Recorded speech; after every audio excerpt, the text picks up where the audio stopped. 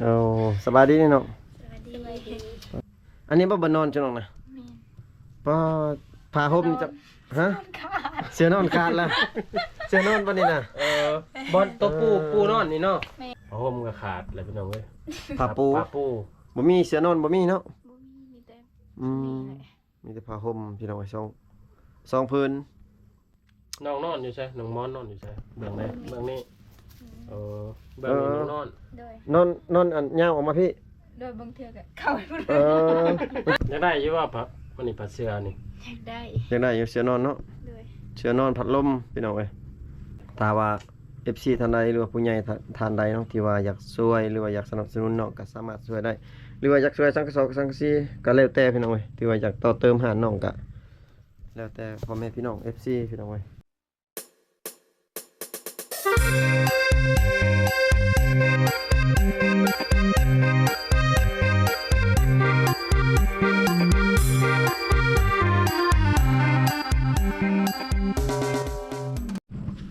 ทักทายสบายดีพ่อแม่พี่น้อง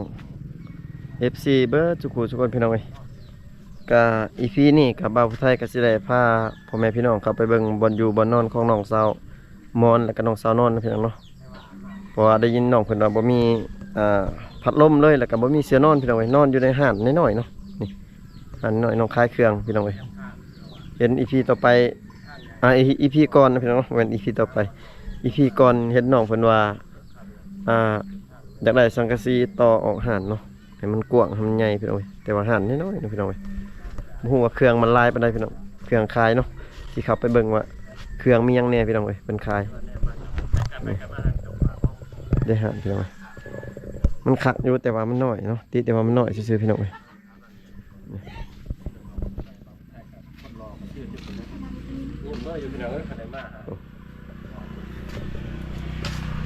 ได้เครื่องเพิ่นพี่น้องโอ้โหมีขนมพี่น้องเอ้ยแต่ว่าอันนี้น้อยๆนึงพี่น้องเอ้ยบ่ได้ใหญ่เด้อพี่น้องสังกะสีประมาณเท่าไหร่2 4 5 6แผ่นพี่น้องสังกะสี6แผ่นเนาะนี่นะทั้งกว้างแต่ว่าคือน้องเพิ่นว่าแล้ว EP ก่อนแม่นน้องเพิ่นว่าอยากได้สังกะสีมาเกาะออกเติมแต่ว่าบ่มีงบเนาะพี่น้องเอ้ยแม่นบ่บ่ไกล EP ก่อนเนาะที่ว่าเฮามาถ่ายน้องเพิ่น ถ้าก็คือว่าสิก็ไปทางนี้เนาะเพิ่นว่า แม่นเกาะอีกซ้ำนี่พี่น้องอีกประมาณ5แผ่นออกไป ประมาณฮอด อีก5แผ่น พี่น้องเพราะว่าขี้หินกันยังเพิ่นว่า ขี้หินก็มีพอสิเทออกไปเนาะพี่น้องแต่ว่าบ่มีสังกะสีแต่ว่าไม้นี่เพิ่นสิหาเองได้ไม้เนาะ ก็ได้หาเท่าได้เนาะ แม่น คือมีไม้เบอร์ไว้เบอร์โทรบ้านนี่เนาะ1 2 3เดียว7 8 เพิ่นไม้เลขเด้ไม้เลขโตะอันแป้นใส่ไม้ให้มัน เลขอันประตูนี่บ่ คันว่าเจ้าสิบ่จัดลำดับนี่จังนั้นมัน สลับกันบ่ได้บ่ มันเข้ากันบ่ได้เด้มันคนละนัมเบอร์เด้ กันพิษอันนี้นี่ ผิดล็อกที่ว่าบ่ได้ เข้ากันบ่ได้ แม่นตามความคิดของบ่าวไทยแม่นแนวนั้นแหละพี่น้องเอ้ย แม่นพี่น้อง โอ้เครื่องเนาะเพิ่นก็เครื่องนี้ลายอยู่พี่น้องเอ้ยลายแบบนี้แหละมีแต่ชั้น ต้ นี้ องเท่าไหร่เนี่ยน้องว่าเขาบอกว่าได้ ต้องหาบ่เอาไปกินเบิ่งเอาไปกินอยู่บ้านนอนน้องเพิ่นได้บ่นอนน้องเด้อพี่น้องเอ้ยเพิ่นนอนอยู่หั่นเลย สิไปถามเพิ่น ไปถามอยู่บ้านนอนเขาบุกเข้าห้องนอนเลยนี่พี่น้องเอ้ยห้องนอนสาวโสดพี่น้อง ต้องหาเพิ่นได้นี่เนาะ ต้องหาขนมโอ้มีตุ้มหมูพร้อม นี่น่าจะเป็นนะ น่าจะเป็น10 โอ้ทีมงานเฮาอุดหนุนพี่น้องเอ้ยอุดหนุนไปเรื่อยๆนะเข้าไปอยู่ห้องนอนเพิ่นพี่น้องเอ้ย อันนี้เป็นขนมพี่น้องเลยขนมเด็กน้อยผู้ใหญ่ก็กินได้คือกัน เอาสบายดีนี่น้อง สวัสดี จะมางามแต่บาทนี่คือข้าวแต่บาทนี่พี่น้องเอ้ย หน้าขาวเปิ้นๆพี่น้องเลย ถือว่าสาวงามแบบธรรมชาติอะไรพี่น้องเอ้ยอันนี้บ่นอนจังน้องนะ แม่น บ่ผ้าห่มนี่จะฮะ ขาด เสื้อนอนขาดแล้วเสื้อนอนปานนี้น่ะ บอลตัวปูนอนนี่เนาะ แม่น ปูนอน ผมใช่ พื้นเดียวบ่ครับผมนะ 2 สองพื้น บ่ได้ห่มนํกันเนาะ พัดลมก็บ่มี บ่มี ป่าฮ้อนๆนี่พี่น้องเอ้ยโหตาย มันต่ำหลังคาต่ำพี่น้อง ราคาต่ำอีกบาท ขันขยายออกยังว่าเฮ็ดบอลนอนต่างหากเนาะอันนี้มันแบบพื้นที่น้อยพี่น้องเอ้ย เฉพาะดอก กระทัดหัด น้องๆผู้ใดบ่มีผู้บ่าวมาลมเข้าๆบ่ได้เด้นี่ บางคนก็เพิ่นบ่กล้าเข้าบางคนก็เพิ่นก็เข้าพี่น้องเอ้ย มีแต่เพิ่นนั่งอยู่นอกแม่นบ่เนาะอืม ผ้าห่มก็ขาดเลยพี่น้องเอ้ย ผ้าปู ผ้าปู บ่มีเสื้อนอนบ่มีเนาะ บ่มีแต่ อืม นี่แหละ มีแต่ผ้าห่มพี่น้องไอ้สองพื้น น้องนอนอยู่ใช่น้องมอนนอนอยู่ใช่เบื้องไหนเบื้องนี้เออเบื้องนี้น้องนอน โดย นอนอันยาวออกมาพี่ โดยบางเทื่อก็เข้าไปหมด เออบางทีก็เอาตีนไปทางนั้นระวังนะเขาจะไปเอาหัวเขาเอาไปจะลุกมาเขาตำเนี่ย อืม เทื่อนึงเลยนอนตำเลย เออ เฮาตอนทวิตน่ะยังบ่ลึงเนาะ แม่ โอ้โหพี่น้องเอ้ย มันแคบพี่น้องเว้ยคือน้องวาดแล้วได้สังกะสีอีกประมาณ 7-8 แผ่นออกต่อออกน้องๆเนาะ โดย อืม ครับสิได้พี่น้องเอ้ยไม่นี่ชุบน้องสิหาอยู่สมมุติถ้าสมมุติว่ามีผู้ใหญ่เพิ่นซื้อสังกะสีให้ มีแต่คันว่ามีเงินแล้วก็มีแต่บอกให้เขา เลื่อย ให้เนาะ เลื่อยก็คือสิบ่หลายดอกเลื่อยพี่น้องเว้ย อืม ประมาณ10 เซนนี่ก็คือสิได้ดอกใหม่ แต่ว่าไม่แป้นนี่ได้เนาะแป้นแป้นก็เอาออกตัวนี้ เด้อไปแอมเบิ่งนั่นอีก แกะออกแอมตัวนี้ถ้าว่ามีแกะก็ออกแอมไปทางนั้นต่อเลย สังกะสีแหลมสิบ่ยากเนาะ โดย มันต้องมีเองพี่น้องเอ้ยเวลาฝนตกชุบน้องบ่ย่านขี้เข็บพวกไอ้ทั้งมันไตมันหยังนะน้องนอนอยู่นี่ แย่ เครียดอยู่บ่ กัน ระวังนะมันปองตัวนั้นอยู่ลุม มีแต่หนูเต็มเลย อยู่นี่ฮะ แม่น เออ มันมากลางคืนเด้ออยู่ อาย่านแต่งู เทื่อก็ฝนตกแห้งเทื่อก็มืดเลยอยู่นี่ เปียก แม่น เปียกนั่นนั่นเนี่ย เอาบ่ได้ก่อได้บ่ได้มีแต่ไม้ แม่นเอาไม้ขึ้นมาเลย อยู่กลาง ธรรมดามันก่อขึ้นประมาณดินบล็อกประมาณ 4-5 ก้อนพี่น้องเอ้ยอิฐบล็อกก่อขึ้นมาประมาณเพียงนี้ แล้วก็เอาแอมขึ้นไว้เลยคือสิคัก อืมตัวนี้ก็คักอยู่ดอกแม่นเบิ่งแต่ว่ามันอยากแคบจังหน่อยเพราะคือน้อง แม่น ว่าพี่น้องอ้ เสียแต่มันแคบเนาะนอนอยู่นี่พี่น้องมีบ่แบบบางมื้อแบบหนาวก็มีบ่มีติมีแต่ร้อน ฮ้อน ร้อนเนาะ ยังบ่ฮ้อนยามหนาว ยั ยาง มหนาวจังได๋มีแต่ แหงลม เอ เนาะ อ อยากได้อยู่ว่าผักวันนี้ผัดเสือนี่ อยากได้ อยากได้อยู่เสื้อนอนเนาะ ด้วย เสื้อนอนพัดลมพี่น้องเอ้ย นางรัก ผ้าห่ม เสือนอนกับพัดลมเนาะ แม่น ผ้าห่มน้องกับพ่อมีอยู่พี่น้องเอ้ย ถ้าว่า FC ท่านใดหรือว่าผู้ใหญ่ท่านใดเนาะที่ว่าอยากช่วยหรือว่าอยากสนับสนุนเนาะก็สามารถช่วยได้ หรือว่าอยากช่วยสังกะสีก็แล้วแต่พี่น้องเอ้ยที่ว่าอยากต่อเติมหาน้องก็แล้วแต่พ่อแม่พี่น้อง FC พี่น้องเอ้ย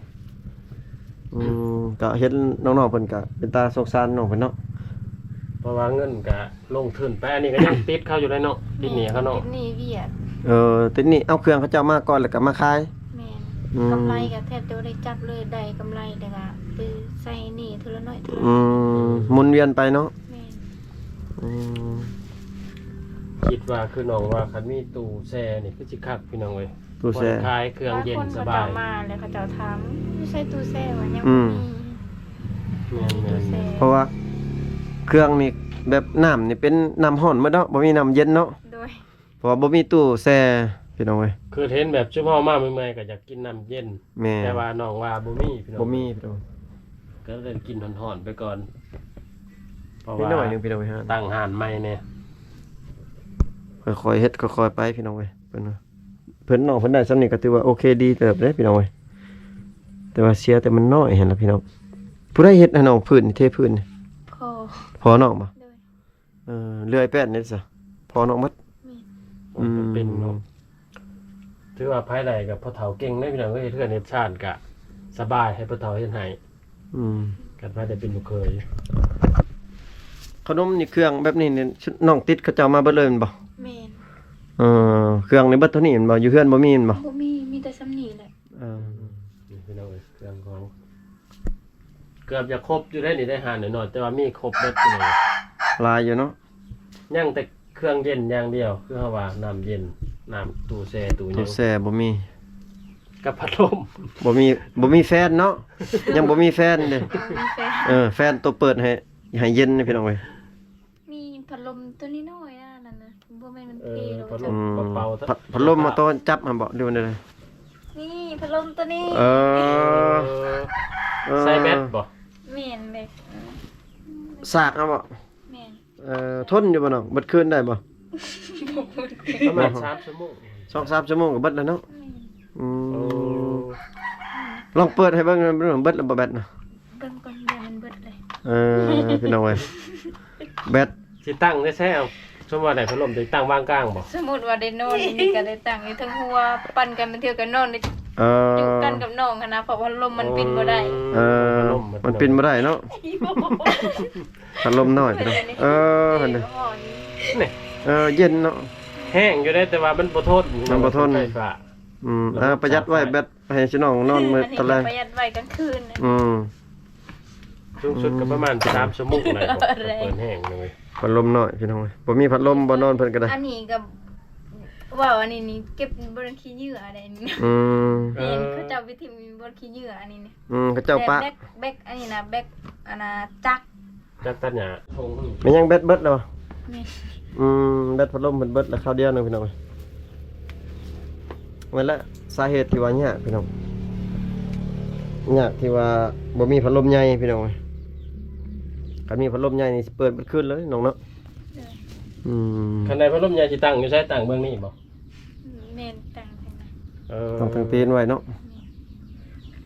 อืม แล้วก็ ผ่านมาชิน้องก็เคยมีบ่พัดลมอยู่เฮือนผ่านมาเคยมีอยู่ คือแต่เก่านะเฮือนเก่าอยู่นั่นนะมีอยู่ อืม ปีแล้ว มันเพศเราบ่ได้ซื้อเลย แม่น นี่ก็สิบ่ทั่วคนเนาะบ่ครบคนเนาะพอบางเทื่อก็อันหนึ เขา ง มี สอ ก็ งอั มี น แต่อันเดียวให้เขาพ่อเขามี อืมพี่น้องเอ้ยผู้ใดใจะดีก็ช่วยสนับสนุนน้องๆหน่อยพี่น้อง ประมาณ5-600เนาะ แม่นพัดลมบ่พัดลมประมาณ500-600นะบางทีก็ทีมงานเฮาก็สิมาสนับสนุนน้องอยู่พี่น้องเว้ยก็รอติดตามเบิ่งบางที เทื่อหน้าพี่น้องเอ้ย แม่น ได้พัดลมก็เอาติน้องเอาบ่ เอา ๆอืม ถึงบ่ได้หยังก็ได้แต่พัดลมก็เอาเนาะ อืม เพราะได้เวลาผู้บ่าวมาเด่นเปิดเย็นๆเนี่ยเขาเนาะ เขาเจ้ามากินเบียร์เด้อบางทีร้อนๆเขาเปิดใส่เขาเจ้า คือเครื่องได้นี่ตัวได้ขายดีสุดนี่นี่ในขายทุกมื้อแบบขายดีบ่หมขนมบ่ นี่ขนมตัวนี้ ขนมอันละพัน อืมกระแซ่บอยู่ เด้ เด้อ ผู้ใหญ่กินนะ จุฬาเด็กน้อย ผู้ใหญ่กินก็ได้ ผู้ใหญ่จุฬาก็จะเอาทั้งห้า อืม เขาจะเอามาซื้อ แกกินไม่น้องนะ เกือบครบเครื่องว่าพี่น้องเอ้ย แต่นั้นแกะนั้น พวกวีพวกอิหยังกิบเกือบพวกแนวทูสวยทูบวงจะบอกกับหมู่พี่น้องครบตึกกระปอกกาแฟ คือจะน้องขายเครื่องนี่ตัวกำไรนี่ถือว่าปั้นกันบ่กับน้องนี่เด้อปั้นกันใส่บ่ จุฬาแบบว่าได้ประมาณ200,000บ่หยังก็ซื้อเครื่องสำอางแล้วก็ใส่น้ำกันนั่น อ๋ น่ะ อซื้อเครื่องสำอางมาใส่นํกันเนาะบางทีก็ตัวมันเรือก็ซื้อมะเขือเกลือเป็นนัว แม่น อืม ก็ได้กลุ่มครอบครัว ก็ดีพี่น้องเอ้ยน้องมาค้าขายไปนี่ก็ดีคือกัน ก็เตกี้นะน้องไปจะได้ไปเบียดอยู่เตกี้นะ ตะกี้บอกต้นน้องจบเรียนตอนเรียนจบนะไปเฮ็ดเวียกอยู่อันนั้นอยู่ปักเซ่ใกล้ได้แต่เก่าไป อืมไปเฮ็ดเวียกหยัง เฮ็ดเวียกแบบว่าเป็นเด็กเสิร์ฟ อืม เสิร์ฟแบบเสิร์ฟอาหารเนี่ยก็เจ้า เตกี้นะเฮ็ดเวียกอยู่ทางใต้ปากเซ่เนาะ อืม เป็นพนักงานเสิร์ฟอาหารเด็กเสิร์ฟเนาะ อืม คิดว่าไปเป็นสาวพี่อาแม่นบ่ บ่ เดือนเท่าไหร่น้องเฮ็ดเวียกตอนนั้น หลานเจ็ด ก็ถือเลยเนาะ กินอยู่น้ำเขาทุกอย่างบ่ แม่นอยู่เรือนเขาเจ้า อืม ล้านเจ็ดก็โอ้เพื่อซื้อนั่นเครื่องสมางกับ เบิดก่อนเนาะ พ่เป็นเอาไว้เดือนหนึง แทบจะบ่ได้ส่งให้เขาพ่อกับแม่เลย อืม ไปใส่ชีวิตอยู่นั่นจักเดือนเนาะจักเดือนจักปี8 เดือน แม่น อืม มีพี่น้องบ่อยู่นั่นจังไป พี่น้อง โอ้ พี่น้องไปว่า ลื่นๆกับคอนาบาวอันนี้ อืม ได้เงินกลับมาหลายมันได้ ได้อยู่ว่า2-3 ล้าน บ่ได้ซ้ำ บ่ได้เนาะ ถือว่าได้ราคารถมากก็ดีเนาะแล้วก็เลยตัดสินใจมาเปิดห้าง แม่น ก็ยังดีอยู่พี่น้องเอ้ย บัดน้องสะนอนเนี่ยบ่เคยไปบ่ เคย สวรรค์ก็บ่เคยไปขายเครื่องอยู่เมืองได้เคยบ่ เคย บ่เค เค ย ยแต่ไปเลี้ยงควายเลี้ยงงัวเนาะ โดย อาชีพหลักพี่น้องเอ้ย แสดงว่าน้องสาวนนท์นี่เป็นสาวแบบติดกับป่าติดกับดงพี่น้องเอ้ยติดกับสัตว์เลี้ยงเพิ่นไปเลี้ยงควายเพราะว่าทีมงานมาแต่ละเทื่อนี่เห็นควายเพิ่นป้าโตพี่ๆพี่น้องเอ้ยบักใหญ่ๆปีลุยคือน้องเลยงามคือน้องนี่เลยแหละควายน้องงามเลย ตัวพี่ดีงาม เออมีน้ำมีนวลมีน้ำมีนวลพี่น้องเอ้ยแบบบ่ได้น้องนี่บ่ได้ตุ้ยบ่ได้ตุ้ยเพอดีงามได้นี่งามได้นี่ จนได้กินแต่เป็น คันลื่นกว่านี้อีกก็อยากตุ้ยอะไรเนาะก็ซ้ำนี่ปะซ้ำนี่ คล้ายกันพี่น้องเอ้ย อยากซ้ำๆกันสิน้อง กดสิบเอาเลยตัว คือซุมน้องอยู่ร่วมกันไปในช่วงว่ามื้อใดมื้อหนึงมีคนเอาผัวบ่คิดฮอดกันขนาดบ่ กินหอนกะจำเป็นแหละได้จ้ะ แยกได้เนาะ แม่นได้ต้องได้แยก อืม สิน้องอยู่ร่วมกันนี่ก็หักแพงกันได้เนาะ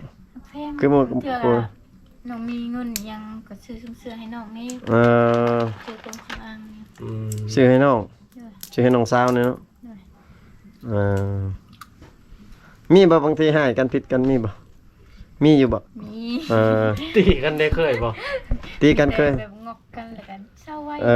แบบผิดแบบขัดใจกันหน่อยหนึงเนาะ แม่น บ่ ว่าเคยลงไม้ลงมือ บ่มีตีแบบว่ามันลงไม้ลงมือตีกัน บางเทื่อก็หายเที่ยงกันบ่แฟกันพากันให้ เออ เถียงกันบ่แพ้กันแล้วก็ให้อืม แบบนั้นเนาะผู้หญิงเนาะบัดอ้ายน้องผู้ชายก็ตีกันโดนได้ ไอ้น้องนี่ลงมือกันแล้วนะไอ้น้องผู้ชาย ผู้หญิงเขาต่างอีกพี่น้องเอ้ยผู้ใดเฮ็ดเวียกคืออันเวียกซ่านหลายกว่าหมู่ระหว่างน้องสองค เป็น น น้อง เนาะ แม่น เพราะว่าหลักๆคือของน้องมอนก็คือเฝ้าเครื่องขายเครื่องเนาะ แม่น และคือน้องนอนแม่นเฮ็ดอยู่เฮ็ดกินในวันหนึงข้าวหนึงน้ำเบียร์ขึ้นเวียกซ่านพี่น้องเอ้ยต่างคนต่างมีหน้าที่แต่ว่าทำมากก็ยังมานอนแล้วก็เก่า ปกติหนึ่งข้าวหนึ่งน้ำนี่ตอนเช้าตอนแรกนี่ผู้ได้หนึ่งข้าวหนึ่งข้าว ตอนเสาร์สุดท้ายสิเป็นแม่ ตอนแรกนะน้อง แม่นตอนแรก อืม น้อง เฮ็ดอยู่เฮ็ดกินกับพ่อแม่บ่ บางเทื่อกับพ่อบางเทื่อกับน้องเนี้ย อืมเปลี่ยนกันเนาะ อาหารยังซุมน้องมาเฮ็ดกินขันนอกจากหน่อไม้ เป็นศีลนี่แหละ เฮ็ดหยังปิ้งเฮ็ดลาบเฮ็ดปิ้ง แม่น ไปเลยไผไปหากินนะหาอาหารนี่ยังหาหน่อหมอกหน่อไม้ไผไปแม่บ่หรือว่าน้อง น้อง โอ้ถือว่าเขาจะแบ่งหน้าที่กันได้พี่น้องเอ้ยในชนบทตอนนี้ผู้หนึงไปแนว คือว่า ส ช่ว อง งไปแนวสอง ช่วงนี้น่ะสิน้องบ่ได้เสียหญ้าได้เนาะเสียหญ้าให้หยุดเลยบ่ ถ้าก็แล้ว หักแล้วยังอีกบ่สิเสียอีกบ่เสียต่ออีกบ่เดือนนี้ เสียเตาอีกส่วนมันดิ บ่ได้จ้างคนบ่ บ่มีเงินจ้าง อืม จ้างคนกับเพื่อนี่เนาะเสียเงินตัวเองพี่น้องหรือว่าเขาจะเอาแห้งกันบ่บ่ได้เอาบ่ แม่นเอาแห้ง อืม เอาแห้งกัน พี่น้องเอ้ยก็คลิปนี้ก็ถือว่าบุกห้องนอนของน้องสาวมอนกับน้องสาวนอนเลยพี่น้องเอ้ยถ้าผู้ใดใจดีก็ถือว่าซื้อหรือว่าสนับสนุนน้องสาวเพิ่นแน่พี่น้องเอ้ยเพราะว่าน้องเพิ่นอากาศร้อนพัดลมก็พัดลมน้อยๆพี่น้องเอ้ยใส่แบตเตอรี่เอาแล้วก็เสื้อนอนเพิ่นกับแบบนี้เลยเด้อพี่น้องเอ้ยเสื้อนอนนอนนำกัน2คนผ้าห่มก็2พื้นพี่น้องเอ้ยนอนนี่ก็ถือว่าเจ็บตนเจ็บโตอยู่พี่น้องเพราะว่ามันบางพี่น้องเอ้ยเสื้อนอนพี่น้องเอ้ยคลิปนี้ก็บ่าวไทยก็สิได้ขออนุญาตปิดคลิปไว้เพียงเท่านี้ก่อนพี่น้องอยู่ดีมีแรงเบิดทุกคนพี่น้องบ๊ายบายนะ